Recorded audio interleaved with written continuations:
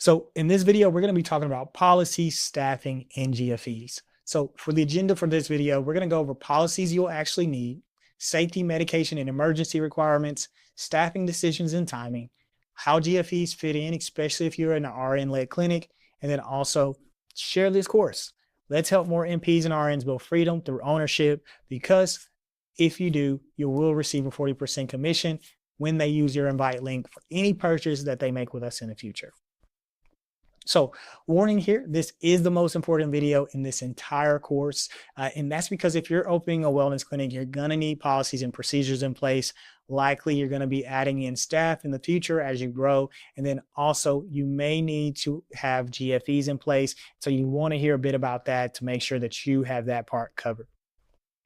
So pro tip, watch the video at 1.75x speed. It's only going to help you get through it a bit quicker and get to launching your clinic faster. So overview, this step is about putting basic operational guardrails in place. Policies protect you, your staff, and your patients. And then staffing should be intentional and tied to demand. And then GFEs are required in certain situations and cannot be ignored. So policies and procedures that you need. So policies and procedures you need. So you need clear policies on patients, booking appointments, and making payments. You need defined workflows for intake, check-in, and check-out. You need policies for cancellations, no-shows, and refunds. And these policies ultimately prevent confusion and inconsistent handling.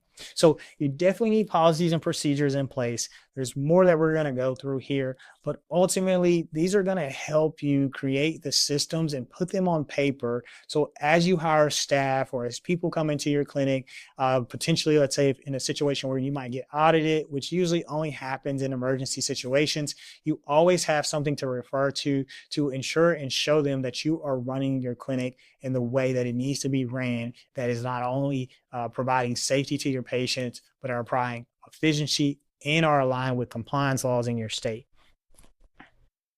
So safety, OSHA, and medication policies.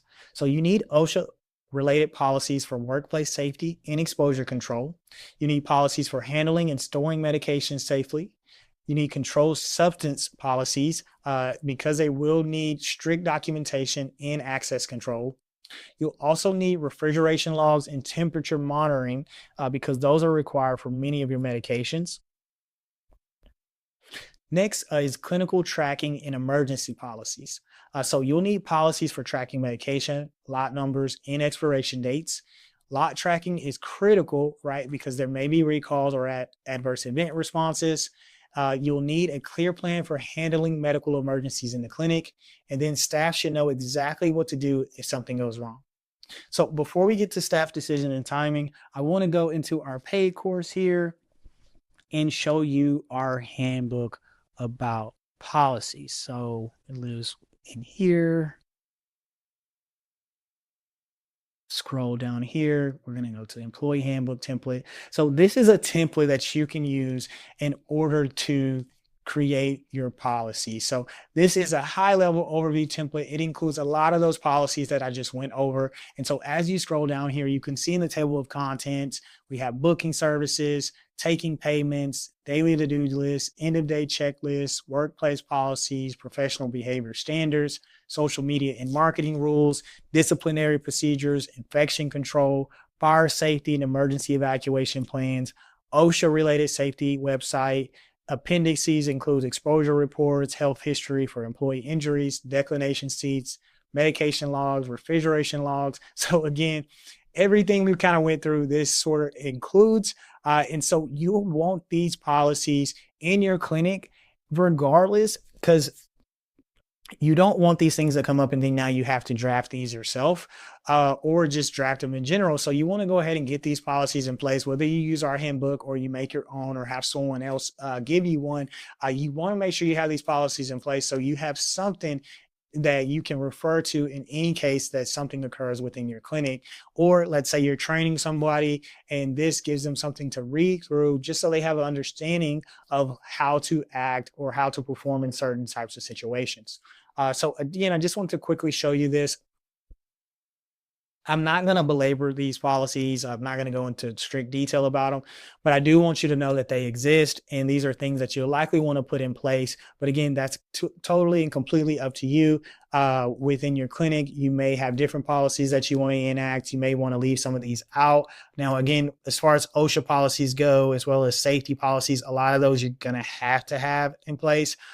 While some of these around taking payment and things like that, you can write those and align those with whatever systems that you're using. So let's go back to the slides here, and we're going to talk about staffing decisions and timing. So you don't want to hire staff until there is a clear need. Early clinics often start lean with owners covering multiple roles. So in our clinic, it was just me and Mike to begin. Mike was here inside of the clinic while I, except for on Fridays and Saturdays, was away from the clinic doing my corporate job. And so in our case, we covered multiple roles when we started, from a business side. I built our website, I was doing our marketing, I was doing our financials. We did have an accountant at the end of the year, but all the accounting up until that point, I was doing inside of the clinic. Mike was working the front desk. He was administering the injections. He would get everybody set up for their GFEs. So all those types of things, we were kind of covering as owners, and we were not hiring people, although, in some cases you could see why we might want to do that. And because some days that can be overwhelming, but while your volume is low and things are not overwhelming, you can operate your clinic without having to hire a bunch of staff until, like I said, is a very clear need and you really can't get around doing so.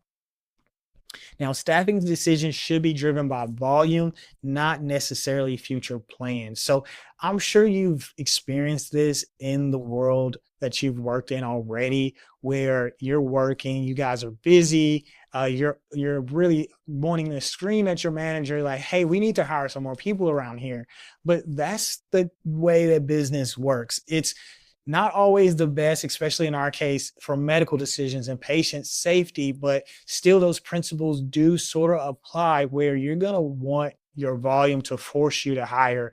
You don't want to hire before the volume is there because it's very expensive to hire someone and retain them. And so if you make that decision and that demand actually ends up not being there, now you have to make the hard decision of firing someone. And that's never a fun thing to do. And you're going to probably spend a bunch of unnecessary money getting them hired and onboarded and everything, only to find out later on that the demand isn't there. So that's why we want to be reactive in this case. And, early on, you really just need 1099 or PRN contractors, and that may make the most sense for you before you actually make them full-fledged employees. And so that allows you to only bring them on when you need them, only schedule them when you need them. You're not having to pay out any benefits of any kind or anything like that. And even in some cases, you may not even need a payroll system. Which is another cost that you incur because that's a whole nother software to have on hand. So again, early on, let the timing really push and the volume really push your staffing decisions. So now let's talk about good faith exams and how they apply and where they apply. So good faith exams commonly apply to RN-led clinics offering IV therapy, weight loss, hormone therapy, or aesthetics. So you need to do a good faith exam prior to offering or administering any of these wellness services, if not all, in most states, especially if you're a registered nurse or a non-clinician. And that's because they need to get a consult that will ultimately clear them for that treatment. So for instance, it's diagnosing and prescribing, right? So registered nurses cannot diagnose or prescribe. And so you need someone to do that for you in the case that they want IV therapy, weight loss, hormone therapy, and so on and so forth. So registered nurses cannot provide GFEs independently. GFEs are typically provided by nurse practitioners. Obviously, they can be provided by medical doctors, but really that's more expensive than it needs to be. So there's no reason to do that. It's a lot easier to either go through a nurse practitioner that or hire a company that provides those type of visits. And we'll talk about that in a second. So you must know when a GFE is required for your services because that's ultimately going to keep you compliant. If you are caught providing these services without doing a GFE, then that can get you in some trouble. So using GFE services without slowing down operations. So organizations do exist that provide GFEs remotely. These services typically charge you per consult. So it can be anywhere from about $27 to about $39 per consult, depending on the organization. They do operate 7 days a week and align with most, if not all, clinic hours. What this allows is for RN-led clinics to stay compliant without you having to hire a full-time NP or anything like that. And then also because they are remote, when patients come into the clinic, typically they're on demand. So all you need is either your client's cell phone, or you can have like an iPad or a tablet of some kind inside of the clinic where you can get them logged into the GFE service and get them connected to a nurse practitioner really quickly, do their GFE, which tends to be applicable for a year. So for example, if someone comes in, they do their IV therapy GFE. If they come in at any other time during the year looking for an IV drip, they do not have to do the GFE process again. And therefore you do not have to pay that $27, $29, or $39. Again, you only have to do it one time. Now, don't get me wrong, this can be a nuisance for things like vitamin injections. For instance, we try to be affordable here in Houston. So for a vitamin injection, if we only did one, it's $15. Whereas, if we did a package, it may be $45. Well, if you have to do a GFE that first time and they only get one vitamin injection, then you may be losing money. So we sort of use vitamin injections at the time that we were having to do GFEs.